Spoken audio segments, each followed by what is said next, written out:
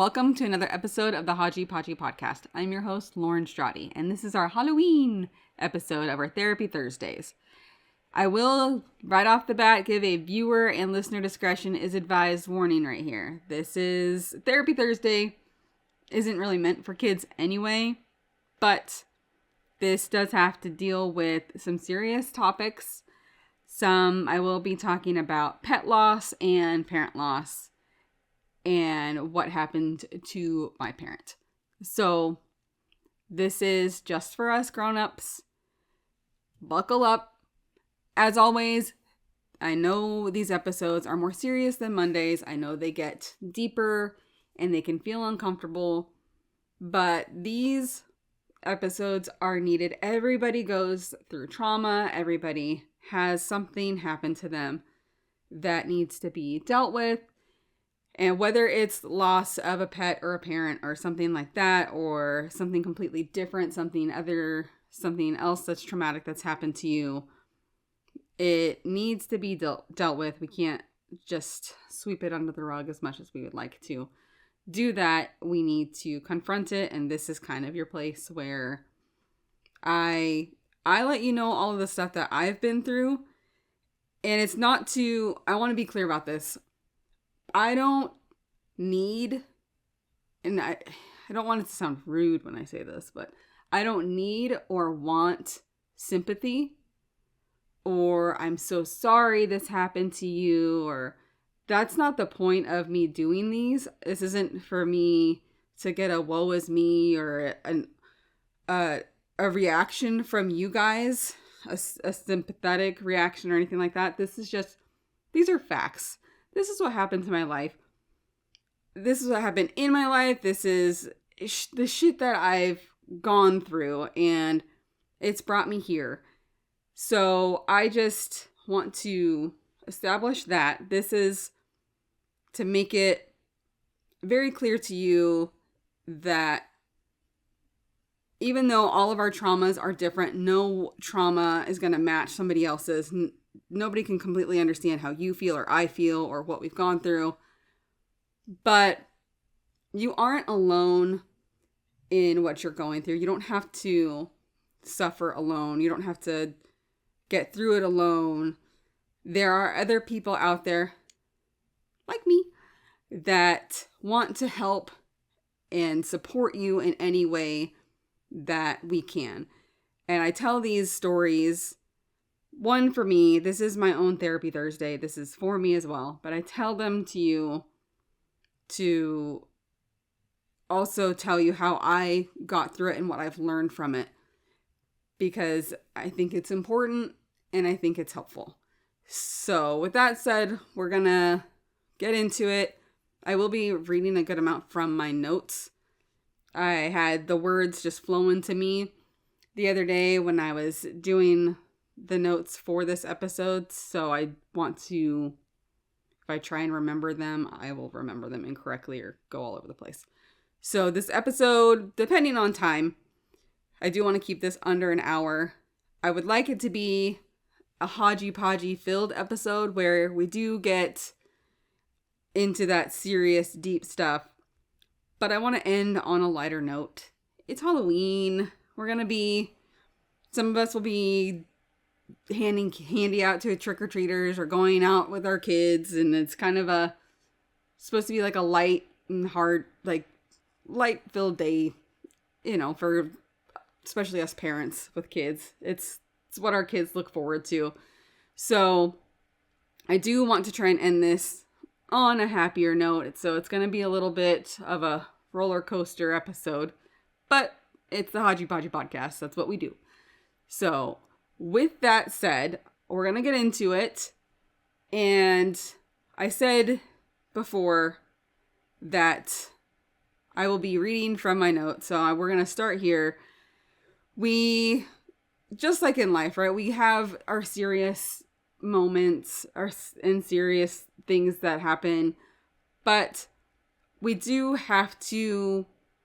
live in that. We have to live in the humor, live in the light.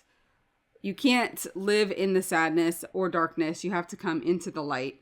and see the good. So that's what we're going to do today. We're going to get into the dark, go into the light.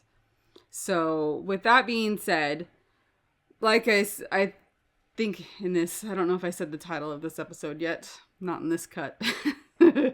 Sometimes there's multiple cuts of these episodes. But this episode is going to be about the ghosts of our past and how they shape our present and future.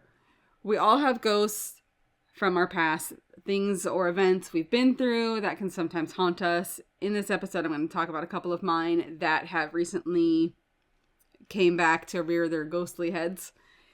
So I think that the universe or God, whoever or whatever you want to call it or believe in, likes to bring these ghosts back into focus to see how we've actually coped with them and to see what we still need to work on or release. The biggest thing about this, though, is to not ignore these specters from the past. Like I've said before, we don't want to live in those feelings that come up for long, but we do sometimes need to sit with them, feel them, and then move on from them. One of my ghosts that came back up recently was the passing of our pets. I've lost 2 cats and 2 dogs.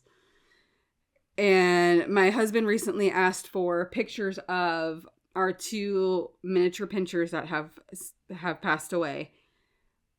And I didn't realize how many pictures I actually had of them. But going through all of the pictures, it made those feelings of sadness and regret and guilt come up in particular for our little pup Maverick. He had always had health issues and always had something wrong with him for various reasons. But he was pretty young when we had to put him down. And at the time that he passed away, my kids were really little and a lot. I was a stay-at-home mom. My husband wasn't working from home yet. I had 3 dogs, a cat, and these 2 little kids. We had just moved into this house, and there was a lot going on. And I will always, maybe I'm misremembering, because that happens, right? The story that you tell yourself from the past isn't always accurate, but the guilt that I feel is, and the sadness is that I didn't give him enough attention. You always feel like that when someone goes away, right? When someone passes away or leaves, you always feel you could have done more for them, could have spent more time with them. And that's definitely how I felt with Maverick.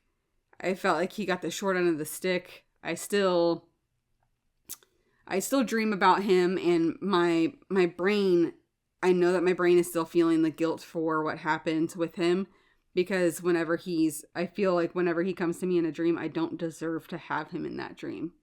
And because I feel like I still need to punish myself for what happened to him. But then having my husband ask for these pictures of the dogs. I don't know why, I don't ask.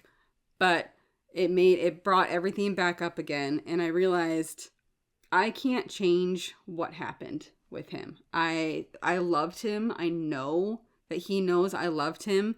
We did the best we could for him with the knowledge that we had and the finances and everything where we were at the time. We did the best that we could. And I know he knows I love him. And that pain of him being gone, and our other dog Rambo, and my cats being gone, there's always going to be that little pain, of course, because we miss them. When someone leaves like that, we're always going to miss them. But all I can do is learn from that experience. And I absolutely have. Our dogs that we have now, first of all, where would they be if we didn't lose our other pups? We wouldn't have our dog Gibbs if we didn't lose Maverick. And we wouldn't have our dog Rocket if we didn't lose Rambo. And I fully believe Rambo sent Rocket to us. He had just passed away a few months before Rocket came into our lives. And Rocket's a pretty wild child of a pup. But we love him unconditionally. And I don't know if another home would have ever been right for him. We're right for him. But we would not have had him had we not lost Rambo. So that's one thing that I remember. And I give these pups so much love, so much attention. And I make sure that the things that I regret with my other dogs, I don't do with them. And I have to remember, because I just, part of me wishes that, again, it happens in life, right? You wish you can go back in your past as who you are now and be who you are now to the people or the pets or whoever back then. If I was the mom I am now and my kids were older like they are now, if we had our dogs back, I would obviously do things differently. I'm stronger now. I know how to balance things better. I know how to give attention more and balance and be able to split everything better with my time and everything. I know how to do that now. But it's because of those losses and things I've experienced that I know how to do that now. And so I have to remember that. And I know that one day I will see them again, whether you believe in that or not. I really hope you do. I feel like life can be dark enough. You have to know that at the end of all of this craziness, there is beauty. There is reconnection with those that we've lost. So I know I will see them again. I know they're waiting for me. I know that they know that I love them and I miss them. And don't take me now. I look forward to the day that I get to see them again. So, like I said, grief isn't, in my grief episode, grief isn't linear. It'll pop up every once in a while. Those pictures that he asked me to go through, my husband made me realize that it's still there. The pain still lingers, but I think I'm better now, and the guilt is definitely lessened, because without all of those emotions I went through before, I wouldn't be a better version of myself now. So I am grateful. Still miss them, but I am grateful for what their lives have taught me. And so like I said before, grief isn't linear. It's kind of all over the place. It'll pop up every once in a while with somebody asking you something like that, like, oh, look through old pictures, or if you learn some new information about a trauma that happened in the past. And that brings me to my second ghost of the day. And I recently learned some new information. Again, I'm going to give viewer discretion, listener discretion. This is going into talking about parental loss. So I learned some information a few weeks ago, and it took me a while to process it, and I didn't even realize I was in, you know how when you've kind of gone through something and you seem totally fine because life's busy and you don't have time to deal with it quite yet, but you have this weird, like, you just feel in a funk. You feel off, you feel sad or angry, and you're like, I can't put my finger on why I'm feeling like this, but I am. And that's where I was. I learned this information a few weeks ago, and maybe it's been like a month now at this point, but it didn't hit me until like last week. And I was like, that is why I've been so off. And it was learning this information about what happened to my mom when she passed away. I've mentioned before that she passed away on my birthday, on my 32nd birthday in 2017. I was 6.5 months pregnant with my daughter at the time. My mom had been diagnosed with cirrhosis of the liver. She kept it from us from my sisters and myself and the rest of the family. My stepdad was the only one that knew. But we all we all suspected that's what she had because that's what her symptoms showed. And cirrhosis was what my dad passed away from. But we had this suspicion. It finally came to a head at the end of the year of 2016. We discovered what was actually wrong with her.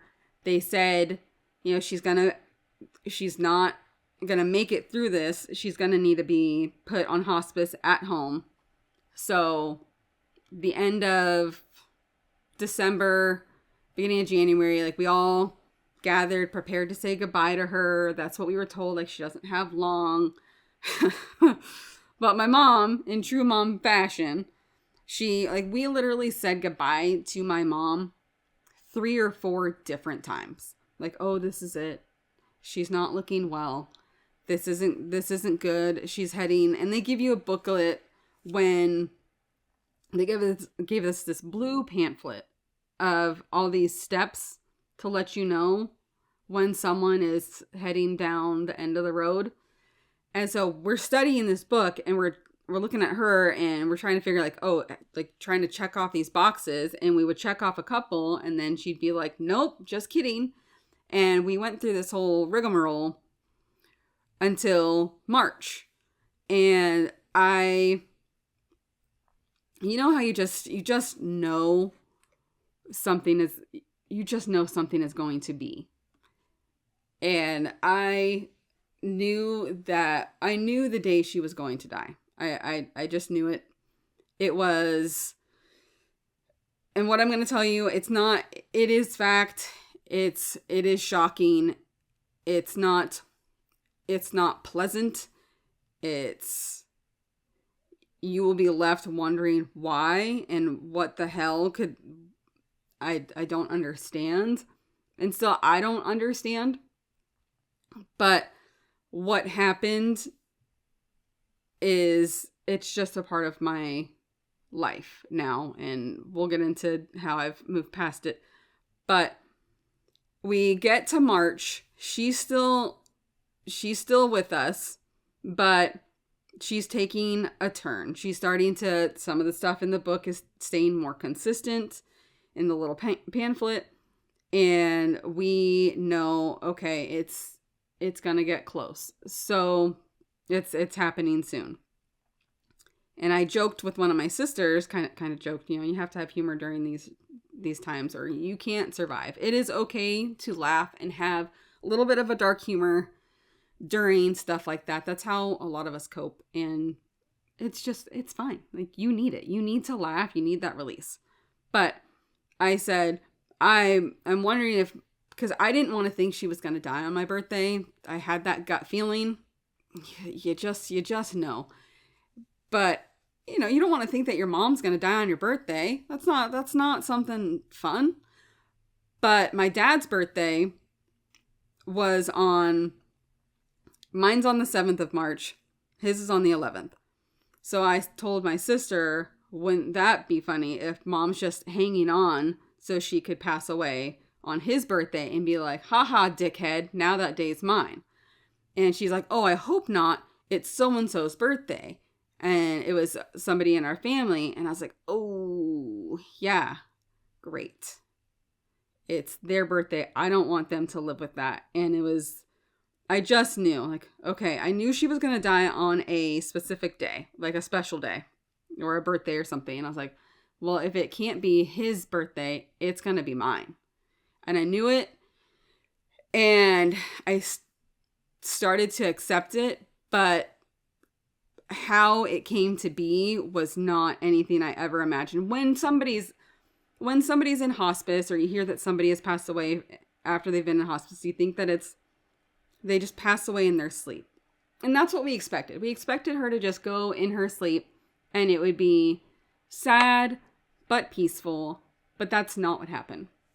And again, I'm warning everybody, no kids, just...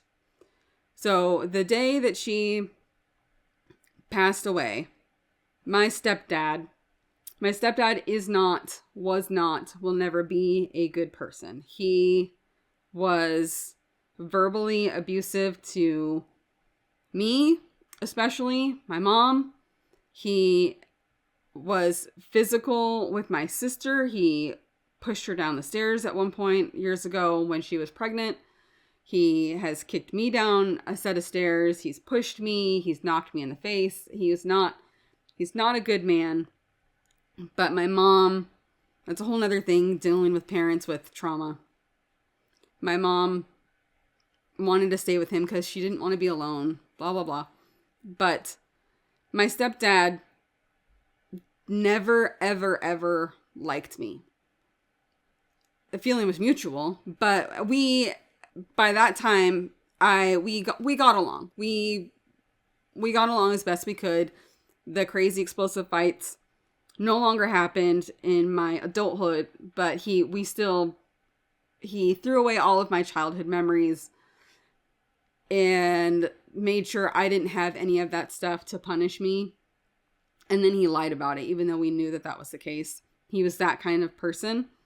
So my mom was supposed to have certain doses of morphine during the day, and they were little syringes that were colored green, so we could tell the difference between the medications, and you just put the liquid in her mouth, and she was only supposed to have like one every hour and a half or something like that.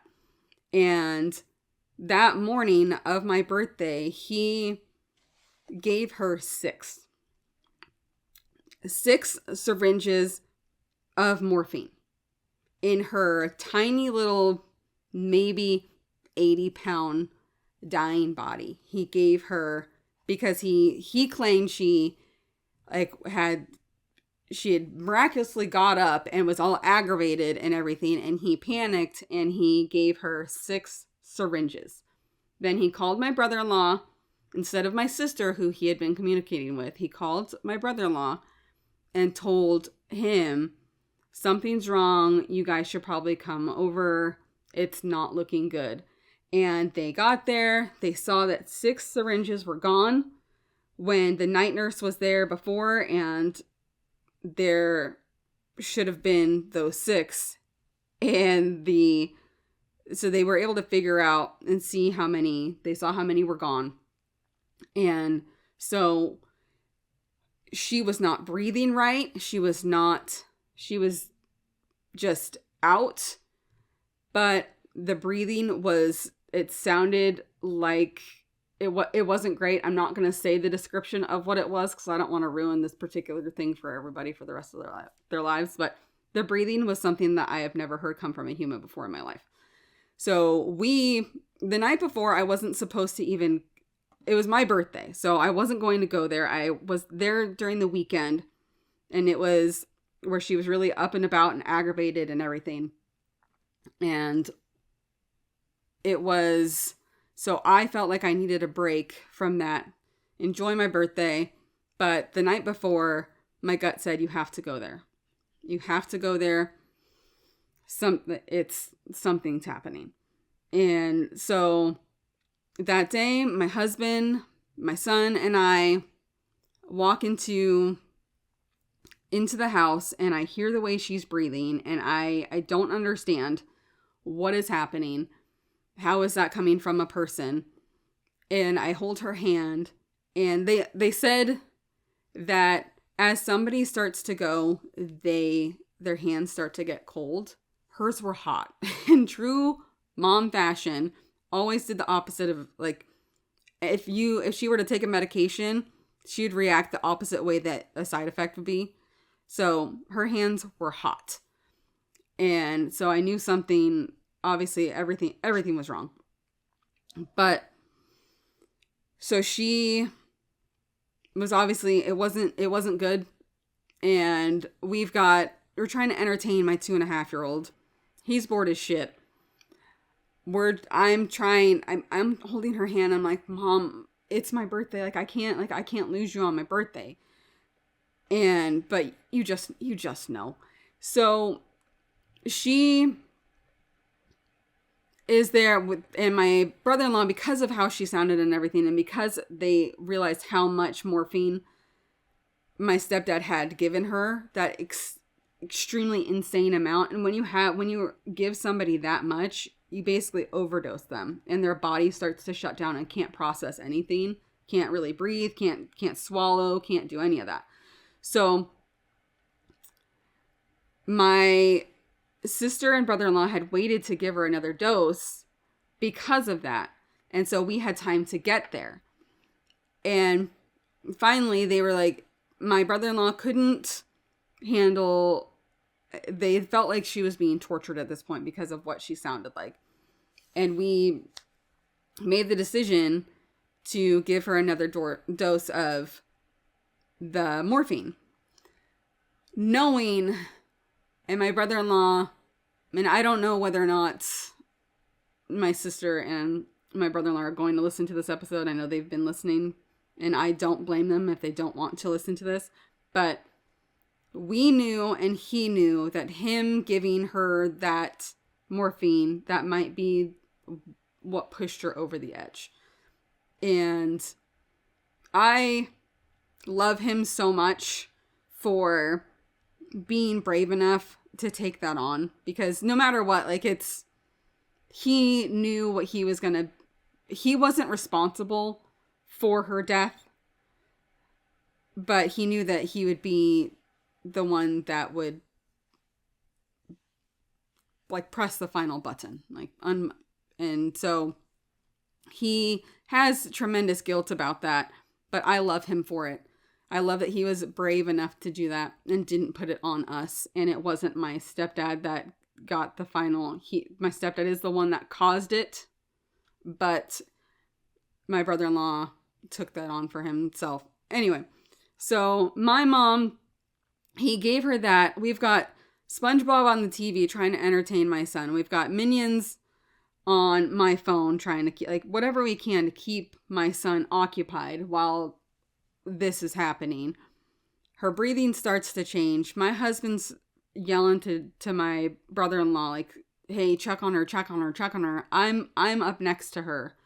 She's basically, and I'm sorry for getting graphic about it, but it's like, you have to understand, and I know other people have gone through this trauma, like, she's basically,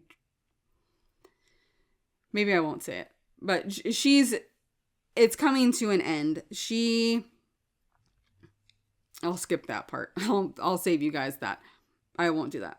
But she passes away. It's not pleasant for us to watch. It's god awful. I don't wish it on anybody ever. But so please, morphine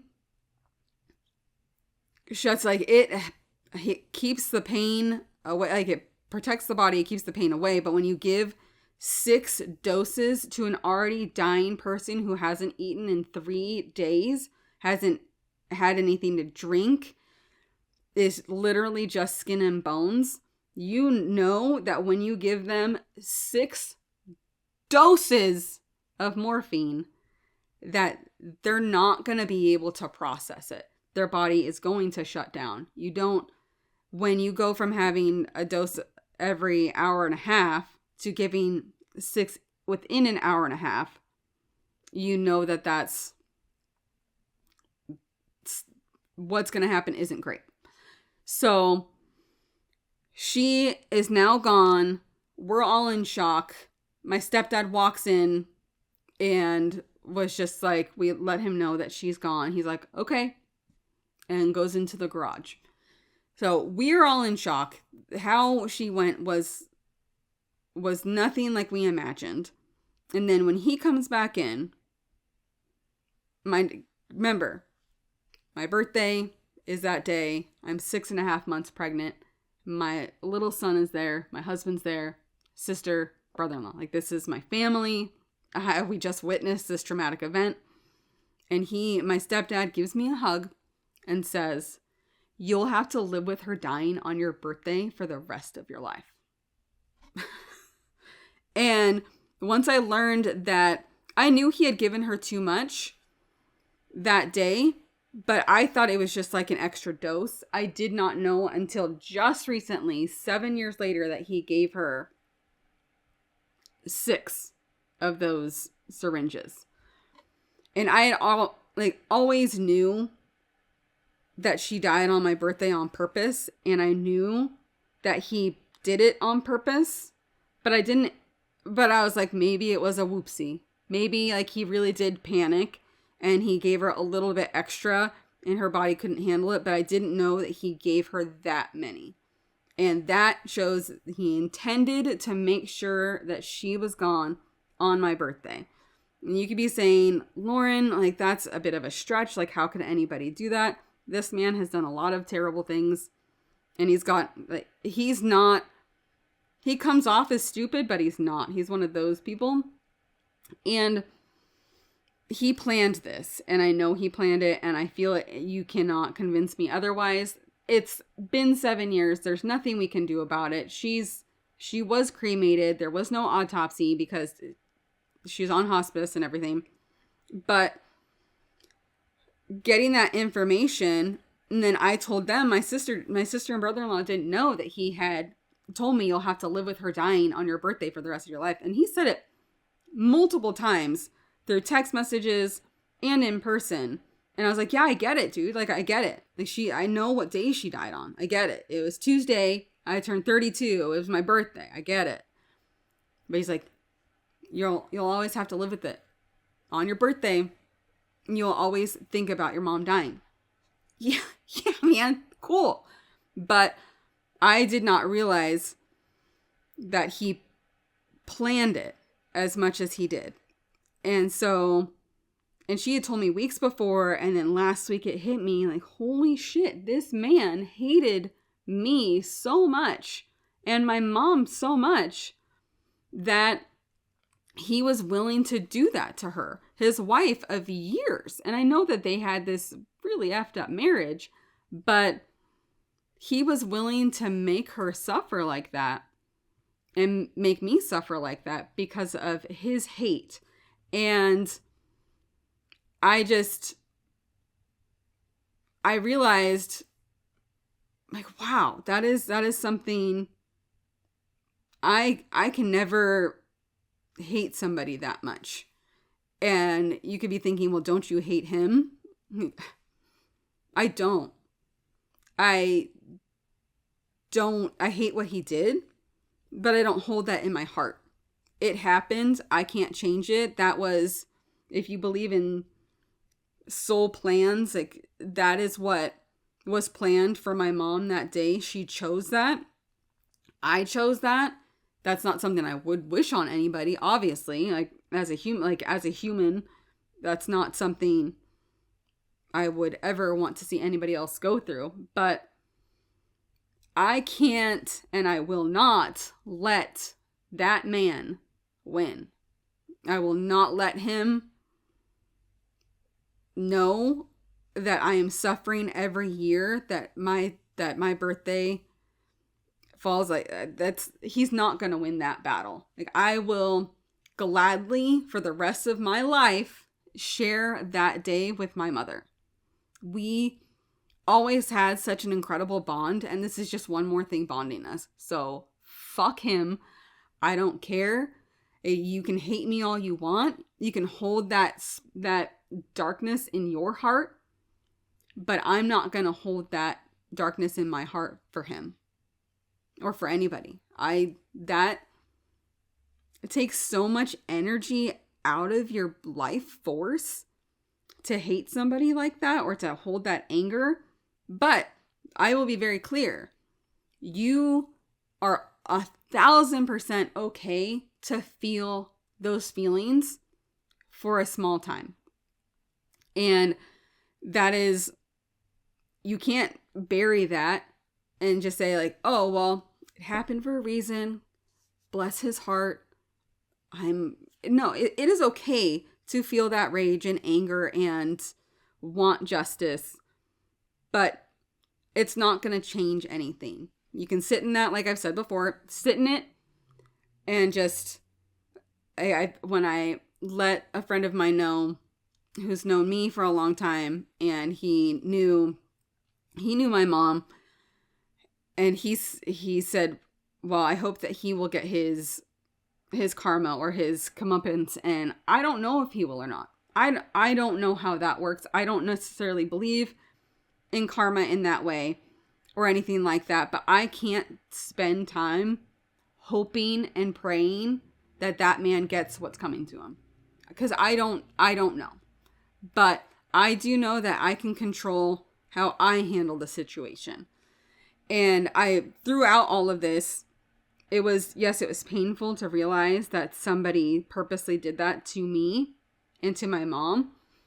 But I realized, reviewing that day, because like I said before in one of my other episodes, I lived in what happened that day for a long time. But I realized I can review that day in my mind, clear as day, like before, but the pain, the panic, the shock, the devastation aren't there anymore. It's just a part of me now, and it's okay. All I know is that I can't worry about it, and I can't stay in that hurt and anger, because all it does is hurt me and give him what he wants, what he wanted to begin with. It's like Dr. Joe Dispenza, like I've mentioned before, he said it's like taking poison and expecting the other person to die. So if I were to suffer and stay in that I can't do that, because I'm the one suffering, not him. So I will share that day with her and just know that that was something that we decided on before we came here. That's just a bond we're always going to have. And I'm okay with it. I'm good. I am good now. And he can live whatever life he wants to live, and whatever happens to him, happens to him. But he's gone from my life now, thankfully. And with all of this happening, it brought me here. It brought me to where I am with you guys. It brought me to the life that I have now. So, with all that being said, if you've had anything traumatic happen to you, the ghost of that event may make an appearance occasionally. Don't panic. Just give yourself some time to sit, think about how you're feeling. See if does your heart still race? Do you feel that anger, that fear, or can you just review it with very little emotion? It's just back now. It's just like reading a textbook, reading a history book, like, oh, this happened. Okay. And just see if it's now just a memory. And if it's still giving you those emotions and those feelings, then you got to work through it. You got to give yourself a little bit of grace, and you got to realize, okay, I'm still in that a little bit. I still need to work through that a little bit, and that's totally okay. And then it'll go away. And occasionally it'll come back, and you just reevaluate. Okay, well, I'm still feeling a little bit of hurt. Like with Maverick, I still felt that little bit of hurt and guilt. Okay, why? What's changed since then? What's improved? What have I learned? Oh, okay, I've learned these things. Would I have learned those things had I not lost him or the other animals that way? Probably not. Okay, let's just take that and release the rest. Okay, same stuff with my mom.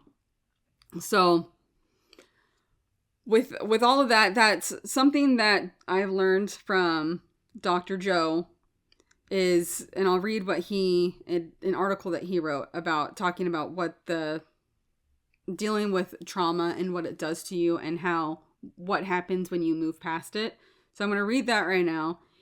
He said, now, if you were to place your attention where you place your energy by holding on to some problem and keeping your attention on the past event or person who you feel is responsible for your pain, you're allowing that person or event to hold you emotionally hostage. that means you're giving your energy away, your power to create, and your very life force to someone or something outside of you. That's vital energy that can be used to create a new future, a new destiny, optimal health, or even a mystical experience. It begs the question, how much of your creative energy could you be using to change your life or your body? So that right there, like how much energy are you giving this shithead of a person that hurt you or did this or this situation? How much energy are you giving to someone else when you could just be like, you know what, that happened. I'm now taking my energy back and I'm going to become the best version of myself I can be, and screw them. And he also says, it's fair to say then that true forgiveness is breaking the emotional charge and energetic bond to our painful past, whatever that might be. What you're left with instead is a memory. A memory without an emotional charge is called wisdom. And that's the name of the game in 3-dimensional reality. Now you're ready to create a new future. So now I have wisdom from my animals passing away. I have wisdom from my mom passing away. And I wouldn't change that. I don't necessarily know if I forgive my stepdad for what he did. He went through his own trauma. My mom had her own trauma. My dad had his own trauma. And I've forgiven my parents for neglecting me in the ways that they neglected me, which gave me traumas and issues that I've had to work through. But I don't quite saying I forgive him for doing that to my mom and ensuring that I'm still working through that. But I don't have anger. It's just more sadness that somebody could feel that such negativity towards somebody else. But so like I said, I am a work in progress too. This isn't me being like toot my own horn. Like I am awesome and perfect and I've got my shit together, and no, I am still working through this stuff too. That is the point of this podcast. I work through my stuff. You work through your stuff. We come together and do it together. That is the whole point of this. So I will work on my forgiving of him. It's probably going to take a little bit of time, but I'm sure I will get there. So, but I am grateful now that I have that wisdom, because it brought me here, like I said, to you guys, to help anyone out there wading through their past traumas, not sure if they can ever get past them. You can. Still, it's okay if there's a little piece of you that still hurts a little bit. You are human, and you just don't live in it. And if it's somebody else that hurt you, don't, for the love of God, give them your energy. Or don't give them the satisfaction of knowing that they were able to chip away at your life force. That is not like I don't care if you have to like close your eyes and visualize this little ball of light that you're just taking out of their hand and you're giving it back to yourself, if that helps, or anything like that. Just take it back. Take it all back. They don't deserve to have that. If somebody's hurt you in a terrible way, they don't deserve to have that life force of yours. That's yours. So, and I'm here to tell you that I want to help you with those traumas, and I want to sit with you, cry with you, turn that pain into wisdom. I want to be there with you. And I know, like I said before, I'm not doing this to get I'm so sorry's or wow, I can't believe you went through that. I'm here to be here for you. And I want you to know that you can put your stuff on in an email or a DM and send it to me, and we'll talk about it here. We'll deal with it here. And I know that people are real shy about doing that because it's trying to write that stuff out into words.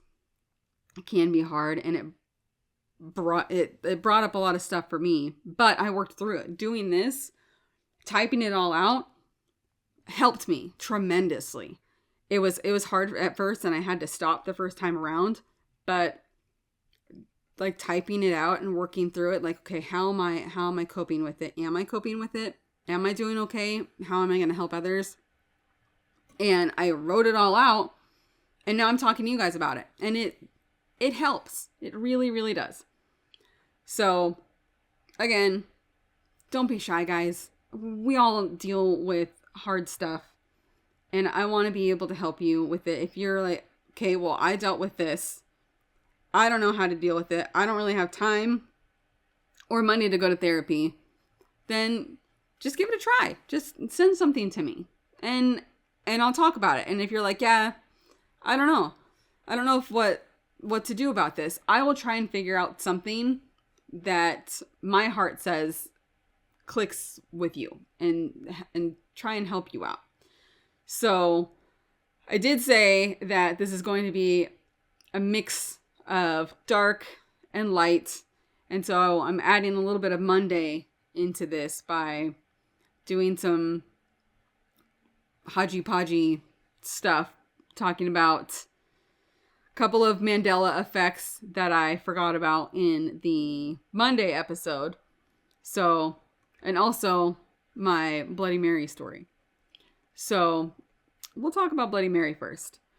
If you don't know Bloody Mary, I've kind of not wanted to research any more about it, but the rumor was when you said Bloody Mary, either in a dark, like the urban legend or whatever, when you said Bloody Mary 3 times in a dark room or you stare at a mirror, that she would come to you.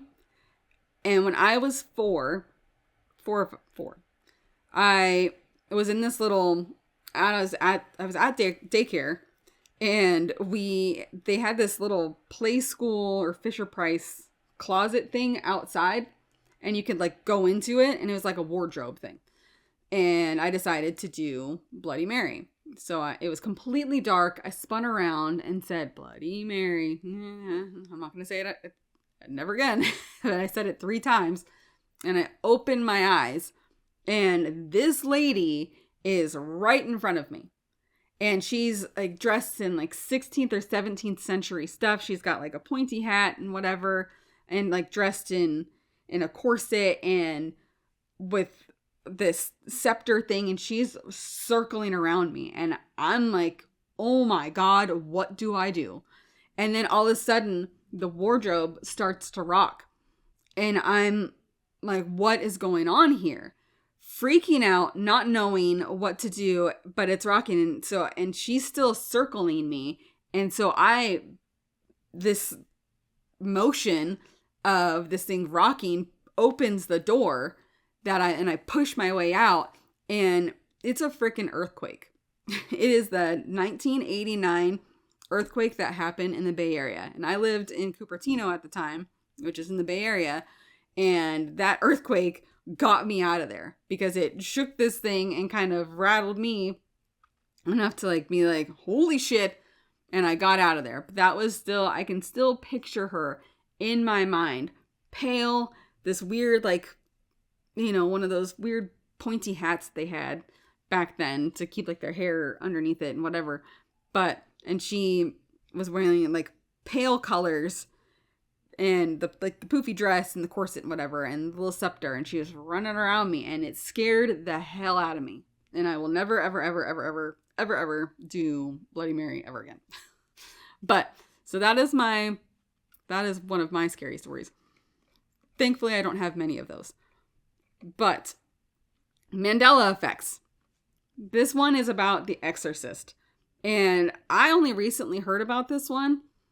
But they're saying that in the episode, in the part of the movie before she throws up on the priest, Regan has a feeding tube in her nose.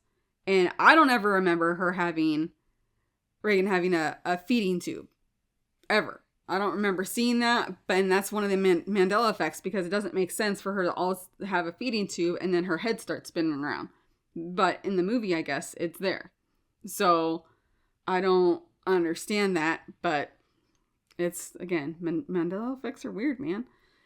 Then there's, so less scary, but Shaggy. Shaggy from Scooby-Doo in the original episodes. I remember him having that Adam's apple always show, and like when he was like, go, super scared, you could see it go boom, or eating, it would go boom. I always remember that. And in recent reboots, like the Be Cool Scooby-Doo, fans complimented it for being a nice reference to the original series, because they redrew that Adam's apple for Shaggy, because in other reboots, they took it out because it was probably a pain to animate or whatever.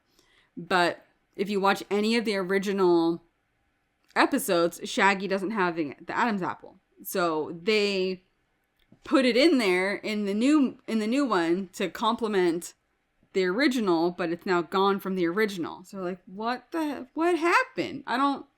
So things like that where we know something happened, even the creators of a show know something happened, but it never actually happened. So what happened? I don't know. And then this last one, I own the DVDs, but I don't ever remember Jason having a chainsaw from Friday the 13th, but this Mandela effect was no chainsaw. One of the biggest slasher film tropes, especially in parodies of genres, the scary killer wears a hockey mask and wields a chainsaw. But would you be surprised to learn that in 12 films with Jason Voorhees, not once does he use a chainsaw? I always remember him having a machete. The only one I remember having a chainsaw is Leatherface in Texas Chainsaw Massacre. I don't ever remember him having a chainsaw. So let me know, anybody who used to watch Friday the 13th or still does, do you remember growing up having him have the chainsaw? I always knew it was the machete.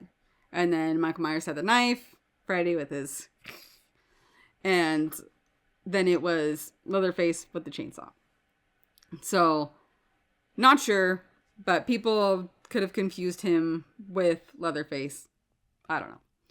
But that's the thing about Mandela effects. It's one of those, there's certain things where you know for sure are different, and you remember what you remember is correct, and what you're seeing now isn't correct. But stuff like that, some people are like, oh, I know that this happened for sure. And I'm like, no, it didn't. That's not a Mandela effect. But to them it is. So it's so weird how it can be different for everybody. But then like something like the Macarena, like I did before, is the same. Everybody remembers it being done a certain way, but it didn't actually happen. So anyway, with that being said, we're going to end on Jason and his chainsaw or no chainsaw. And I hope that I know this episode got real deep and intense and detailed. And if it traumatized you, sorry about that, but that's my life. So I've gotten past it. I've accepted it. And the biggest thing to remember, again, grief, life, health, none of that shit is linear. Everything can go all over the place. Biggest thing I will always drill into you, give yourself grace. Don't avoid the issue.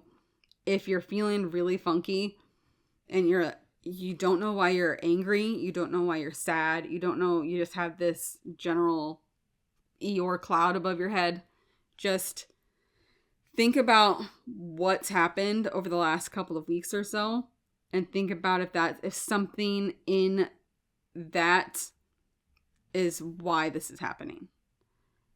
And like it just dawned on me when I was at my son's practice, sitting in the car, and it just dawned on me why I was in this funk for the last week or so, because it finally clicked that we hadn't been as busy. I was able to really absorb that information in that conversation with my sister and my brother-in-law. But thankfully it came up and I was able to actually work through it. And I realized how far I've come dealing with that trauma and other ones, and realizing I don't feel that pain or those emotions anymore. It is now, like Dr. Joe says, it is now my wisdom.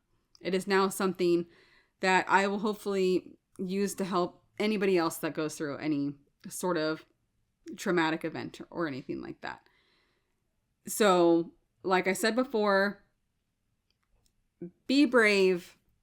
Send me your stuff you're working through if you want to. If you want some additional support, like I said before, I will take that on with you.